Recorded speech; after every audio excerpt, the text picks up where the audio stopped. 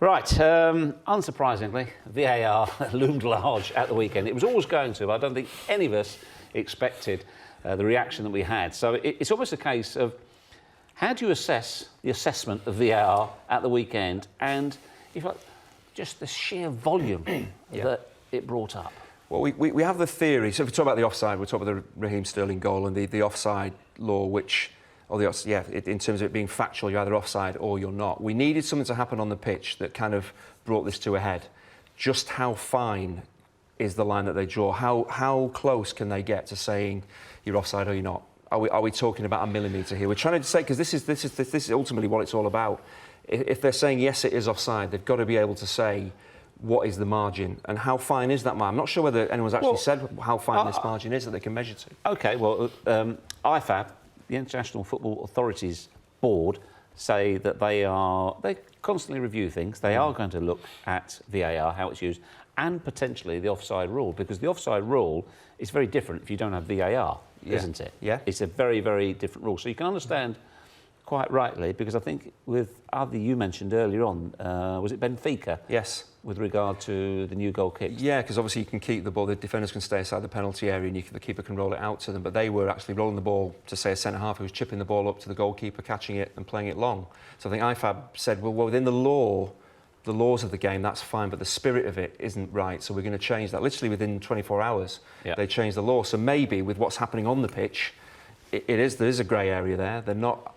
Is it as close in terms of millimetres? Are they absolutely sure they're getting it right? And if they're not, then they maybe have... That's the whole point. Things need to happen on the pitch for decisions to be made away from it. It was always going to be the case. The argument is, particularly the Raheem Sterling one, is it really the spirit of the game? And is there an argument that it is the spirit of the game? Was he offside? The person who looked at these pictures decided that he was offside. So he's offside.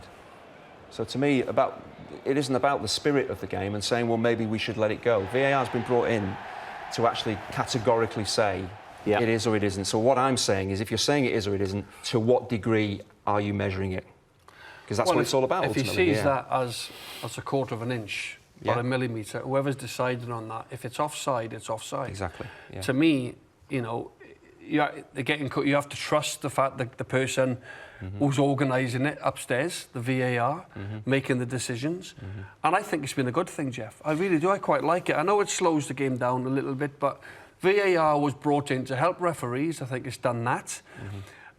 And I think generally 99.9% of the time with that VAR, if that's offside, even if it's by a quarter of an inch, it's offside. That's the whole point. Because the on-field official will be guessing, because you cannot see that with the human eye. It's impossible. Absolutely. So the official they need VAR to say, right, you tell us now. So again, it's about the measurement. I think we're being pedantic, because if the official decides, having looked at those pictures, and with the technology available, it's offside, that is going to be probably 100 times more accurate than without VAR, where it's pure, not guesswork, but it's speed of eye, normal time, no chance. Exactly. That's the whole point it was brought in, to kind of clear up these issues. Why, because it's so tight, the decision, is there this argument, well, it's not in the spirit of the game. Who's saying this, though? Well, where's it coming from? There's been a number, as you know,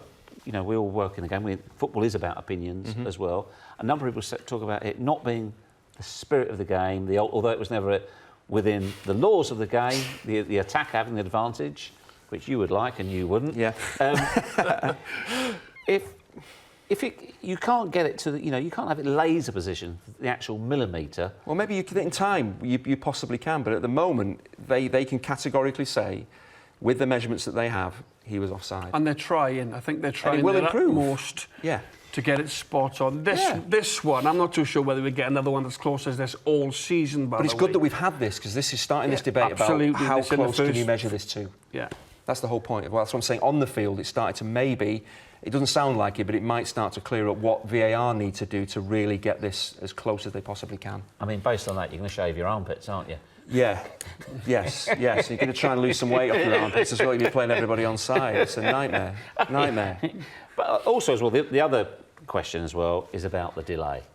About the delay, the decision. and whether or not it would take out the spontaneity of a celebration and the joy. I think it does.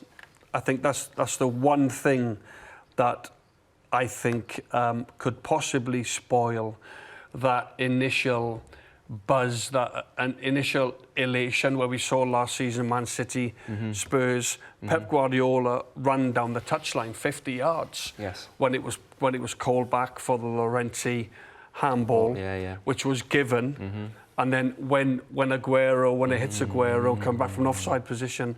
And I just think all of a sudden, when it happens, when you get that last-minute goal now, fans are going to go, oh, do I celebrate? Hold on a minute, it's got to be brought back. Hang on. You know yourself. If you scored an iffy one where you might have been offside, before you wheeled away... You never scored a goal like that, you, Jeff. Never. You had a little look across... They used to call me Orange John, you know that, didn't you? Or, say you'd climbed on the back of the defender, far post. Never. You'd have a little look, a little sneaky look. Other goals, though, we all know they're a goal, and there's no question at all. So I think it's wrong to start labelling VAR that we've got to wait for every single goal. The majority of goals, we know our goals. And how far do you go back? How far do you go back? Phase of play. That's a whole different kettle of fish. Phase of play is a handball. They're, to me, bigger issues than actually the offside thing. I really do. I think that is a real minefield. That is really, really tricky. But they will get there. We've both been along and seen how this is running. I think it certainly helps the game, Andy. Certainly helped the game. We're getting a for fairer reflection of the 90 minutes. And I think, of course, if it's your team that get denied a goal, you're going to be unhappy. But by the laws, if it's in reverse, do you want the opposition to score when it shouldn't be allowed because the guy's offside? Clearly not. Doesn't matter how long it takes, that goal shouldn't stand. So you can't have it both ways. It's trying to be a fair reflection of 90 minutes. And that's I'll why go back to what you said as well, Jeff, in terms of the time. Then if we get the correct decision, take as long as you want. But fans will get... It's not when we changed the back pass law. Everyone, we can't do this, it's terrible for the game. People got used to it. It's just one weekend so far. That's what I'm saying. And I think there's been a lot flagged up positively. And then the Raheem Sterling one opened up this debate, which I think is absolutely crucial that we get right. Plus the Wolves one. Plus the Wolves one as well. But again, I do think it's really healthy. And it is, as I say, trying to get a fair reflection of the game. So the players come off the pitch thinking what's happened is as close to what should have happened. And then the fans hopefully will buy into that as well.